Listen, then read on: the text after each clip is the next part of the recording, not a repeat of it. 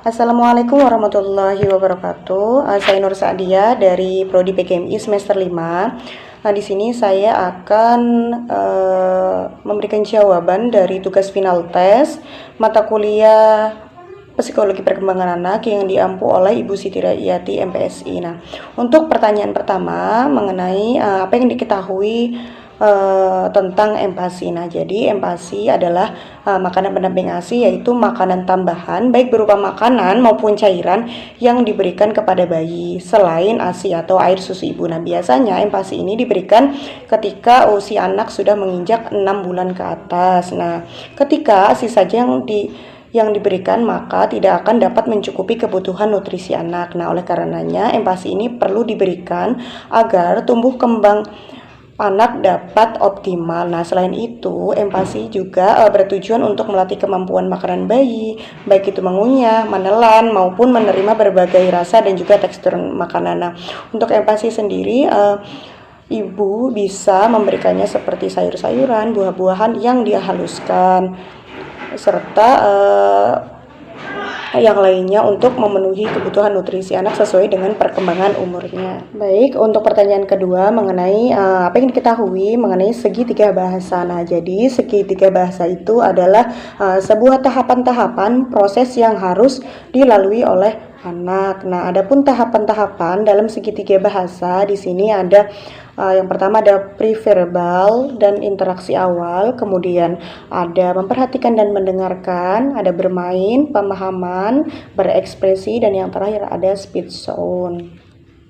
Baik, untuk soal yang nomor 3 mengenai apa itu sensori integrasi dan apa saja contohnya dalam kehidupan sehari-hari. Nah, jadi sensori integrasi yakni suatu proses mengenali, mengubah, dan juga membedakan input-input sensori dari sistem sensor untuk menghasilkan perilaku yang adaptif, yakni sebuah perilaku yang sehat sesuai dengan tuntutan situasi dan juga bentuk respon yang diberikan. Nah, dalam hal ini ada 8 input dalam sensori. Yang pertama ada taktil, yaitu praba, kemudian ada olfaktori, penciuman, ada gustatori, pengecap, auditori, pendengaran, visual, penglihatan, vestibular, keseimbangan, proseseptif, pergerakan, dan yang terakhir adalah interseption atau organ dalam tubuh. Nah, adapun contoh dalam kehidupan sehari-hari, yang pertama mengenai taktil. Nah, peraba. Nah, ini bisa saja anak-anak diberikan atau dikenalkan dengan bermain menggunakan benda-benda yang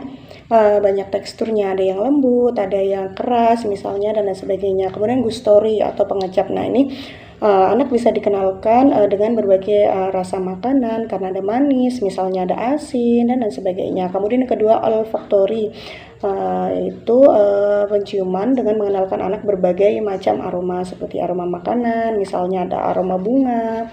Yang keempat ada auditori. Nah, auditori ini adalah pendengaran dengan bisa memberikan anak untuk mendengarkan berbagai macam bunyi, ya, ada bunyi burung misalnya, kemudian bunyi kucing dan lain-lain. Kemudian ada visual. Nah, penglihatan. Nah, bisa mengenalkan anak bermain dengan benda-benda yang dengan berbagai macam warna. Ada merah, misalnya ada kuning, ada biru, dan lain sebagainya. Yang keenam ada vestibular.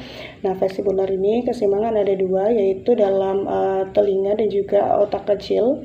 Nah, contohnya dalam menenangkan bayi ketika digendong. Kemudian yang ketujuh ada proprioceptif, yaitu pergerakan. Contohnya saja ketika anak mulai mengangkat kepala, ketika merangkak, duduk, dan jalan, lain sebagainya. Kemudian yang ke-8 ada interseption. Nah, contohnya di sini respon anak seperti ketika anak itu lapar, kemudian kenyang, misalnya ingin buang air kecil ataupun buang air besar.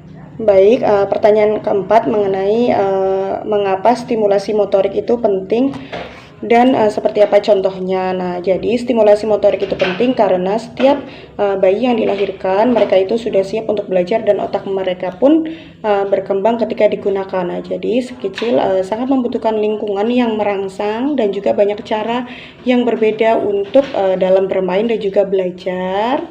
serta dia juga membutuhkan banyak kesempatan untuk mempraktekkan apa yang sudah dipelajari. Nah, jadi di sini tentunya stimulasi motorik itu sangat penting untuk perkembangan anak. Nah, sehingga peran orang tua itu sangat penting di dalamnya dalam membantu setiap tahap perkembangan motorik anak. Adapun contoh stimulasi untuk anak yang pertama dalam motorik halus itu bisa kita mengajarkan bagaimana cara meremas, merobek atau melipat kertas, kemudian bermain puzzle, kemudian menyusun balok, dan makan dengan sendok dan sebagainya. Untuk motorik kasar sendiri bisa mengajarkan tengkurap, kemudian merangkak, duduk, berjalan dan lain sebagainya. Nah, mungkin itu saja jawaban dari saya.